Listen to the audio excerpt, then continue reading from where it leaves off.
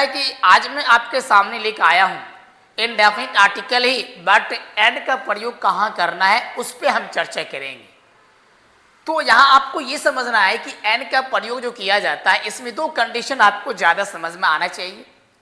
एक तो पहली कंडीशन है कि अकॉर्डिंग टू वोवेल लेटर होता है, और दूसरी कंडीशन ये आता है कि अकॉर्डिंग टू साउंड होता है। तो यहाँ पर आपको एंड का प्रयोग कहाँ करना है, एंड का प्रयोग कैसे किया जाता है, उस पर आज हम विचार करेंगे। दोस्तों वीडियो में आप बने रहें। आप देख सकते हैं मैंने क्या लिखा है। मैंने आपको लिखा है यूज ऑफ एंड। जैसे कि आपको मालूम है कि हम एंड को इनडेफिनिट आर्टिकल भी कहते हैं, ठीक है ना, इनडेफिनिट आर्टिकल कहते हैं, ये आपको मालूम है, ठीक है ना। ए और एन को इनडेफिनिट आर्टिकल कहते हैं। तो आप यहाँ देख सकते हैं मैंने लिखा यूज ऑफ एन, जिसको हम इनडेफिनिट आर्टिकल कहते हैं। इसकी दो कंडीशन आती हैं। एक पहली कंडीशन क्या है, अकॉर्डिंग टू वोवेल लेटर, जिसको हम VL से मैंने डिनोटेट किया है, इसको हम शॉर्ट फॉर्म लिखा है।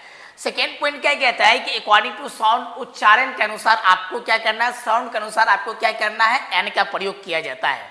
चलिए मैं फॉर एग्जाम्पल की बातें करता हूं। फर्स्ट नंबर ये समझना है कि अकॉर्डिंग टू वोवेल लेटर, ठीक है ना, अकॉर्डिंग टू वोवेल लेटर। जैसे कि आपको मालूम है कि वोवेल लेटर के अंदर क्या क्या आता है, ए आता है, ई आता है, आई आता है, ओ आता है, यू आता है। ये आपका जो 5 लेटर है ना, ये आपका वोवेल लेटर है, ठीक है ना। बिल्कुल आराम से आपको समझना है और मैं भी आपके साथ आराम से ही बात करूंगा, ठीक है ना। आराम से आपको समझना है और एक एक लाइन को, एक एक वर्ड को आपको डाउट क्लियर करना है। बिल्कुल आप वीडियो में बने रहे। तो दोस्तों आप देख सकते हैं मैंने क्या लिखा है, अकॉर्डिंग टू वोवेल लेटर।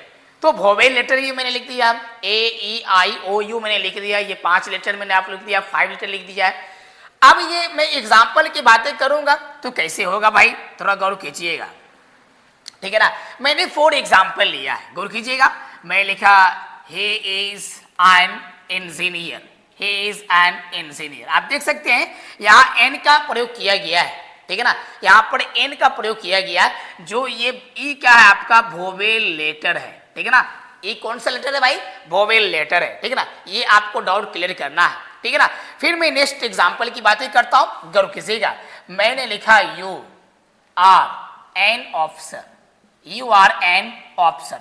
आप यहां भी देख सकते हैं ये ओ क्या है, वोवेल लेटर है भाई, ये आपको समझ में आना चाहिए।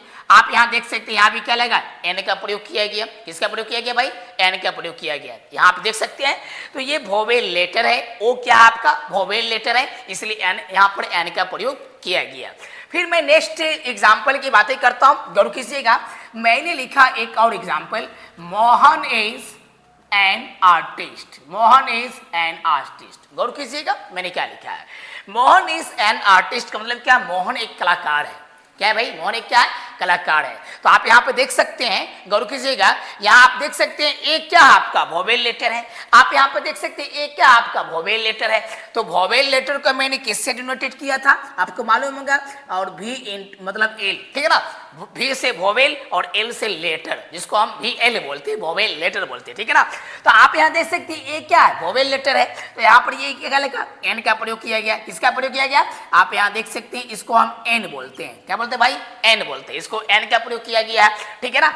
तो सीधी सी बात यहाँ पर आपको ये समझना है कि जब भी अगर पॉइंट आ जाए, वोवेल लेटर आ जाए और वहाँ पे कोई पोस्टेड की बातें किया जाए या कोई भी चीज़ अगर आ जाए तो 100% एक वहाँ पर हमको एन का प्रयोग करना कंपलसरी हो जाता है। चाहे वो कोई फल का नाम क्यों नहीं आ जाए, चाहे वो किसी चीज़ का नाम क्यों नहीं आ जाए, या किसी जानवर का नाम क्यों नहीं आ जाए, किसी पोस्ट का नाम क्यों नहीं आ जाए, अगर वोवेल लेटर आ रहा है और उसको काउंट अगर हम कर रहे हैं तो 100% एक वहाँ पर आपको कंपलसरी है एन का प्रयोग करना। यहाँ तक आपका डाउट क्लियर है। अब मैं बातें करता हूँ, आप देख सकते हैं कि नेक्स्ट आपको मैंने लिखा है अकॉर्डिंग टू साउंड लिखा है। गौर कीजिएगा, मैंने आपको लिखा है अकॉर्डिंग टू साउंड लिखा है। अब आपको हम साउंड के अनुसार एन का प्रयोग बताएंगे कि साउंड के अनुसार कैसे एन का प्रयोग किया जाएगा, ये आपको समझना बिल्कुल ही जरूरी है। It is necessary to understand, समझना बिल्कुल ही आपके क्या है, ये जरूरी है।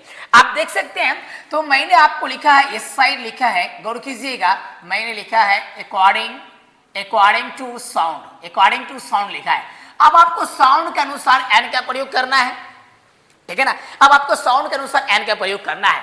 तो आप देख सकते हैं कि अगर हम साउंड की बातें करेंगे तो सबसे पहले बच्चों आपको ये समझ में आना चाहिए कि ए से लेके जेड तक की इंग्लिश को हम कैसे बोलते हैं, कैसे पढ़ा जाता है, ये आपको समझ में आना चाहिए। तो दोस्तों आज आप समझेंगे 26 लेटर इंग्लिश का लेटर होता है, जिसमें कम से कम एटलीस्ट 7 या 8 या 9 कुछ ऐसे लेटर हैं जिसको हम, बहुत सारे ऐसे स्टूडेंट हैं जो इसको पढ़ नहीं पाते हैं, उसकी उच्चारण सही से कर नहीं पाते हैं। तो आज आप सीखेंगे उसके उच्चारण कैसे होता है। आप देख सकते हैं, गौर कीजिएगा, सीधी सी बात है, मैंने आपको लिखा है, थोड़ा गौर कीजिएगा, ABCDEFGH, मैंने एच की बातें किया, गौर कीजिएगा, एच की बातें किया, उसके बाद मैंने एल की बातें किया, उसके बाद मैंने एम की बातें किया, उसके बाद मैंने एन की बातें किया, ठीक है ना। उसके बाद मैंने एस की बातें किया, उसके बाद मैंने एक्स की बातें किया, ठीक है। आप देख सकते हैं HLMN और इसके बाद एस और ये एक्स है, ठीक है ना।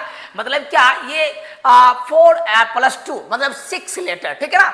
आप थोड़ा गौर कीजिएगा, ये 6 लेटर एक ऐसे लेटर हैं जिसमें बहुत सारे बच्चे कंफ्यूज हो जाते हैं बोलने में, खास करके उसकी साउंड को निकालने में, उसको समझने में या बोलने में प्रॉब्लम ज्यादा होता है। ये चीज मैंने देखा है। अभी तक बहुत सारे बच्चे मेरे पास पढ़ने आए हैं, खास करके वो 11th हो या 12th हो, ये कंपटीशन के बच्चे हो या कोई भी स्टूडेंट हो, खास करके अगर वो इंग्लिश सीखना चाहते हैं, जब वो आते हैं तो मैं उससे यही पूछता हूं कि भाई तुम ये एच को कैसे बोलते हो, तो वो बोलता है एच, जबकि इसकी अंग्रेजी, इसकी जो उच्चारण होना चाहिए वो एच होना चाहिए, कहना भाई ये एच होना चाहिए। आप देख सकते हैं, इसको हम एल बोलेंगे। आप देख सकते हैं उच्चारण आपको कुछ समझ में आ जाएगा। आप देख सकते हैं मैंने क्या लिखा है, एच लिखा, एच में देखिए क्या, ये ए आ रहा, ये आपको मालूम है भाई, ये क्या आ रहा है, ए आ रहा है। आप थोड़ा गौर कीजिएगा, ये भी क्या है, एल आ रहा है, ये भी क्या आ रहा है भाई, देख सकते हैं यहाँ पर ए आ रहा है, नहीं। आप थोड़ा गौर कीजिएगा, ये भी क्या है, एम है। आप देख सकते हैं यहाँ पर ये भी क्या आ रहा है, ए आ रहा है। आप देख सकते हैं अगला नेक्स्ट पॉइंट आप देख सकते हैं, ये एन है, तो एन में क्या है कि ये भी ए आ रहा है। आप थोड़ा गौर कीजिएगा, ये भी क्या है, एस है, तो एस में क्या है, ए आ रहा है। आप थोड़ा गौर कीजिएगा, ये एक्स है, ये क्या भाई, एक्स है, एक्स में क्या आ रहा है, ए आ रहा है। आप देख सकते हैं जहां जहां भी आप थोड़ा गौर कीजिएगा, इसको हम एच बोलते हैं, इसको हम एल बोलते हैं, इसको हम एम बोलते हैं, इसको हम एन बोलते हैं, इसको हम इसको हम एस बोलते हैं, इसको हम एक्स बोलते हैं। तो ये आपको समझ में आना चाहिए। इसमें से एक लेटर और है जो बिल्कुल छुपा हुआ है, आप देख सकते हैं। मैंने आपको लिख देता हूं कहीं भी, ये मान चलिए कि मैंने आपको लिखा है, यहां भी लिख देते हैं, ये मान चलिए कि मैंने एफ लिखा है, तो इसको भी आपको हम क्या बोलते हैं, ये एफ बोला जाता है। क्या बोला जाता है भाई, इसको हम एफ बोलते हैं, ठीक है ना। बहुत सारे बच्चे ऐसे क्या है, चाहे वो इंटरमीडिएट का स्टूडेंट हो या कंपटीशन लेवल का स्टूडेंट हो, खास करके, ठीक है ना, वैसे स्टूडेंट को ये चीज कम जानकारी रहता है। क्लास 10 का भी स्टूडेंट हो, क्लास 9 का स्टूडेंट हो, या क्लास 8 का स्टूडेंट हो, या 11 12 का स्टूडेंट हो, या कंपटीशन लेवल का स्टूडेंट हो, इस तरह का जो स्टूडेंट होते हैं वो बचपन से लेके क्लास, वो समझिए क्या कि UKG हो या LKG से लेके इंटर तक बच्चे को माइंड में यही सेटअप रहता है कि इसको जो बच्चा बोलता है ना वो एक्स बोलता है, इसको जो बच्चा बोलता है ना वो एफ बोलता है, इसको जो बच्चा बोलता है ना एम बोलता है, इसको जो बच्चा बोलता है ना एन बोलता है, इसको जो बच्चा बोलता है ना एल बोलता है, जिसके कारण से क्या है कि उसकी साउंड सही से नहीं निकल पाता है। लेकिन दोस्तों, जितने भी भारत के स्टूडेंट हैं या इंटरनेशनल स्टूडेंट हैं या बिहार के प्रॉपर स्टूडेंट हैं, मैं आज आपके सामने वैसे टॉपिक लेकर आया हूं, उच्चारण साउंड जो आपको समझ में भी आना चाहिए, जो आप पहले कभी आप देखे नहीं होंगे। आज आप समझ में आ जाएगा कि एल को एल क्यू कैसे बोला जाता है, आज आपको समझ में आ जाएगा। सब दिन सारे बच्चे एक्स बोलते हैं, लेकिन आज आपको समझ में आएगा एक्स नहीं बल्कि इसको एक्स बोला जाता है। आप थोड़ा गौर कीजिएगा, आप देख सकते हैं मैंने एच लिखा, मैंने एल लिखा, मैंने एम लिखा, मैंने एन लिखा, मैंने एस लिखा, मैंने एक्स लिखा, मैंने एफ लिखा, ठीक है ना। आप थोड़ा गौर कीजिएगा कि इसके जो उच्चारण की बातें किया मैंने आपको लिख दिया। इसमें से कुछ ऐसे स्वर जो खास करके स्वर ध्वनि है जो आपको समझना बिल्कुल क्या है, जरूरी है। गौर कीजिएगा, मैंने आपको क्या लिखा, ये आपको मैं लिख देता हूं, ये आपको समझ में आना चाहिए, ठीक है ना।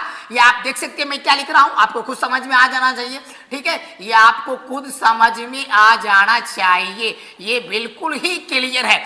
अगर आपको हिंदी में ये वाली उच्चारण आ जाएगा ना, गौर कीजिएगा, जब भी आप इंग्लिश की बातें करेंगे, जब आपको एन का प्रयोग करना अगर है, ठीक है ना, गौर कीजिएगा मेरी बातों में क्या बोल रहा हूं, अगर आपको एन का प्रयोग करना है अकॉर्डिंग टू साउंड, उच्चारण के अनुसार। तो ये वाली पॉइंट आपको समझ में आना चाहिए। हिंदी में जो मैंने लिख दिया है बिल्कुल आप बचपन में भी पढ़े होंगे, और अगर बचपन में पढ़े होंगे और अभी भी आपको समझ में मैं लिख रहा हूं कि ये जो है ये आपका बेसिकल पॉइंट है, ये बेसिकल फंडा है, ये आपको समझ में आना चाहिए, ये आपको साउंड बोलने के लिए आना चाहिए। तो ये अगर आपको समझ में आ गया ना तो 100% है कि एन का प्रयोग बिल्कुल ही समझ जाइएगा, उसमें कहीं से कोई डाउट नहीं है। अब थोड़ा गौर कीजिएगा कि मैंने ये पॉइंट लिखा, क्यों लिखा, क्योंकि इसके उच्चारण आपको समझ में आना चाहिए, तभी आप एन का प्रयोग कर सकते हैं, ठीक है ना। जैसे कि आप देख सकते हैं मैंने बारी बारी से लिख दिया। आप थोड़ा गौर कीजिएगा जो एच जो लिखा है, थोड़ा गौर कीजिएगा ये यहाँ पे ए लिखा हुआ, ठीक है ना। गौर कीजिएगा मेरी बात को ध्यान दीजिएगा, ये जो मैंने लिखा है ए, तो इसी को मैंने क्या यहाँ लिखा है, तो ये एच हो गया, ठीक है ना। क्या हो गया भाई,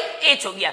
तो जहां जहां मात्र का ये ए लिखा हुआ है तो आप समझ सकते हैं कि यहाँ पर हमको एन का प्रयोग करना क्या है, कंपलसरी है। जैसे मान चलिए कि मैं एक फॉर एग्जाम्पल की बातें करता हूं, गौर कीजिएगा मैंने फॉर एग्जांपल की बातें किया, कहा जाए क्या, ही इज एन एमपी, गौर कीजिएगा मैंने क्या लिखा, ही इज एन एमपी, गौर कीजिएगा। अब तो गौर कीजिएगा ये जो है एम एफ नहीं, ही इज एन एमपी, ठीक है। तो अब ये एम जो लिखा है, गौर कीजिएगा ये एम जो लिखा हुआ है आप देख सकते हैं उच्चारण में क्या आ रहा है, एम आ रहा है, उच्चारण में क्या आ रहा है भाई, एम आ रहा है। अब एमपी का फुल फॉर्म क्या होता है, एमपी का फुल फॉर्म होता है member of parliament, member of parliament, member of parliament. आप समझ सकते हैं कहां बैठते हैं मेंबर ऑफ पार्लियामेंट, कहां है, ठीक है ना। आप ये थोड़ा गौर कीजिएगा मैंने क्या लिखा, एम लिखा है, इसलिए क्या लिखा, एन लगा, क्या लगा भाई, एन लगा, ठीक है ना। तो सीधी सी बात आपको ये समझना है कि अगर इस तरह का अगर आपको उच्चारण, अगर साउंड आपको आ जाए, 100% आपका डाउट यहाँ पे क्लियर होना चाहिए, और यहाँ पर एन लगना क्या है, कंपलसरी है। तो फिर मैं आपको इसको बारी बारी से मैं एग्जांपल देके समझाता हूँ, आप वीडियो में बने रहें, आप जाए कहीं नहीं। बिल्कुल मैं नेक्स्ट एग्जांपल हम एन का प्रयोग करेंगे तो हमको देखना है अकॉर्डिंग टू साउंड, साउंड के अनुसार। और मैंने उच्चारण भी ये लिख दिया कि कौन कौन सा हिंदी का जो लेटर आएगा वो उच्चारण कैसे किया जाएगा, ठीक है ना। फिर मैं नेक्स्ट एग्जांपल की बातें करता हूँ, गौर कीजिएगा मैंने लिखा you are an M L A, ठीक है ना, एन एम एल ए, जो खास करके विधानसभा क्षेत्र होता है और उसमें जो आदमी जीतता है उसको हम एमएलए कहते हैं। क्या कहते हैं भाई, जिसको हम हिंदी में विधायक कहते हैं, क्या कहते हैं भाई, विधायक कहते हैं, एमएलए को विधायक कहते हैं। तो आप देख सकते हैं यहाँ पर भी ये की भी क्या है, ये एम का प्रयोग किया गया, नहीं आप ये देख सकते हैं ये उच्चारण क्या आ रहा है, ए आ रहा है। जब ये उच्चारण ए आएगा तो 100% यहाँ पर क्या लगना चाहिए, एन का प्रयोग करना चाहिए, नहीं। Mohan is an S D O, ठीक है ना, Mohan is an S D O, ठीक है, मोहन एक एस डी ओ है, ठीक है ना। फिर मैं लिखता हूँ, गौर कीजिएगा मैंने लिखा he is an S D O लिखा हुआ है, ये आप थोड़ा गौर कीजिएगा, एन एस पी, थोड़ा गौर कीजिएगा ये भी क्या है, ये एस आया, ये भी क्या है भाई, ये एस आया। आप देख सकते हैं यहाँ पर ये ए लगा हुआ है, आप देख सकते हैं यहाँ पर क्या लगा हुआ है, ए लगा हुआ है। तो 100% है कि यहाँ पर क्या लगना चाहिए, एन का प्रयोग करना चाहिए, नहीं। एस पी मैंने लिखा है और एस डी ओ मैंने लिखा है, ठीक है। एस पी क्या होता है, सुप्रिंटेंडेंट ऑफ पुलिस होता है, ठीक है, ये चीज आपको मालूम है।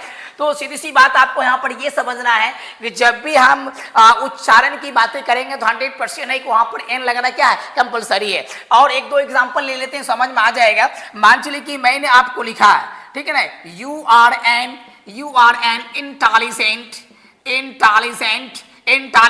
स्टूडेंट, ठीक है ना, इंटेलिजेंट स्टूडेंट। गौर कीजिएगा कहता है कि आप एक तेज विद्यार्थी हैं, गौर कीजिएगा, तो you are an intelligent student, ठीक है ना। तो ये भी आपका क्या लेगा भाई, ये एन का प्रयोग किया गया, इसको मैं हिंदी में लिख सकता हूं एन, ठीक है ना, ये आपका एन का प्रयोग किया गया, ठीक है ना। आप यहां देख सकते हैं आई क्या है, ये आई क्या है आपका, ये आई आपका 100% की वोवेल लेटर भी है। बट इसके अगर हम साउंड की बातें करेंगे तो आई से साउंड होता है, जिसको हम हर्षी बोलते हैं, जिसको ई बोलते हैं, ठीक है ना, हर्षी का जिसको कहते हैं, इसको हम हिंदी में ई बोलते हैं, ठीक है ना। तो यहाँ पर क्या आ रहा, आई आ रहा, 100% यहाँ पर क्या लगेगा, एन का प्रयोग किया जाएगा, ठीक है ना। और एक चीज और आपको मैं समझा देता हूं कि जब भी हमको ए या एन का प्रयोग करना पड़ता है, ठीक है ना, तो अगर मान चलिए क्या यहाँ कोई एडजेक्टिव आ जाए, ठीक है ना, यहाँ कोई एडजेक्टिव आ जाए तो एडजेक्टिव के बाद देखेंगे कि वो कंटेबल नाउन आ रहा है या नहीं आ रहा है, ठीक है ना। अगर एडजेक्टिव के बाद कोई कंटेबल नाउन आता है तो 100% बच्चों अपनी माइंड में सेटअप कर लेना है कि वो एडजेक्टिव से पहले आपको ए या एन का प्रयोग करना कंपलसरी हो जाता है। बट ये देखना है कि एडजेक्टिव के बाद कंटेबल नाउन आ रहा है या नहीं आ रहा है। अगर एडजेक्टिव के बाद कंटेबल नाउन आ रहा है, वो भी सिंगल कंटेबल नाउन आ रहा है, तो उस नाउन से पहले एडजेक्टिव आएगा, और एडजेक्टिव से पहले हमको देखना है कि अगर वो एन का प्रयोग करने लायक है तो एन का प्रयोग करना है। अगर देखेंगे एन का प्रयोग करने लायक नहीं है, ए का प्रयोग करने लायक है, तो वहां पर ए का प्रयोग किया जाएगा। तो आप यहां पर समझ सकते हैं डाउट आपका